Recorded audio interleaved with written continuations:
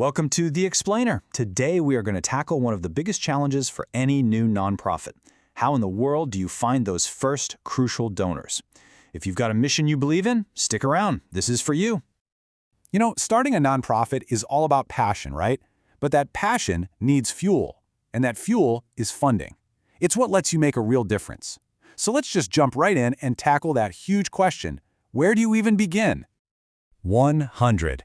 That's the number. And let's be honest, when you're starting from zero, 100 donors can feel like a massive mountain to climb. But here's the good news. We're going to make it totally achievable.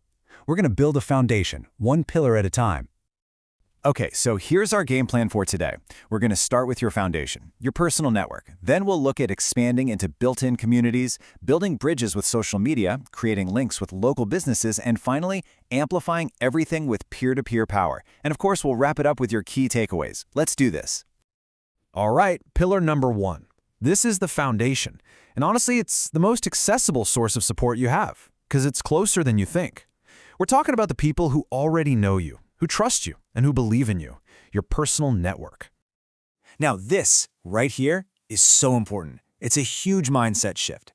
So many founders feel, kind of awkward asking their friends and family for money. But you have to remember, you are not asking for a personal favor.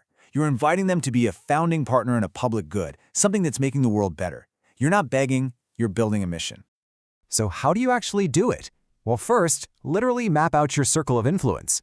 And think bigger than just your mom and your best friend. We're talking old colleagues, people from your book club, your neighbors. Second, get really clear about what a donation actually does. Don't just say, we need money. Say, hey, $25 buys a backpack full of school supplies for a child. See? It makes the impact real. And finally, and this is a big one, just ask. Don't assume who can or can't give. Your job is just to share the opportunity. Okay, let's move on to our next pillar. Once you've started with your personal network, it's time to expand outward. The next step is to tap into existing groups that already have an audience and, often, a built-in passion for service. So, what do these communities look like? Well, think about groups that are already organized. This could be faith-based organizations like churches or synagogues, local service clubs like the Rotary, college alumni groups, you name it. The great thing is, these groups are often actively looking for meaningful ways to give back. Now the key here is that this is not a one-time ask. It's about building real, authentic relationships. Do your homework and find groups that actually care about your cause. Then, just focus on educating them about the work you're doing. It takes patience, There's a great story about a nonprofit in South Carolina that secured funding and eventually an entire building just by taking the time to build real trust with local churches. Let's dive into pillar number 3, the digital world. Social media can be an unbelievably powerful tool for nonprofits, but you have to use it right. The goal is connection, not just collection. It's all about building bridges with people online. And this slide really says it all. You've got 2 choices. On the left, there's engagement. That means sharing stories, answering questions in the comments, and actually building a rapport with people. On the right, you have spam, which is basically just blasting out cold donation links to total strangers. You gotta focus on the left side. That's how you build a real community that cares. Okay, let's bring it back from the digital world into your own backyard. Pillar 4 is all about creating local links by partnering with businesses in your community. Businesses that are just as invested as you are in making your town a better place to live. Seriously, don't overlook the businesses you see every day. That local coffee shop, the family-run hardware store, they often have really deep roots in the community. And here's a little pro tip for you. When you talk to them, don't just ask for a check. Propose a real partnership. Maybe they could sponsor an event or put a donation jar on their counter. Start small and build that local connection.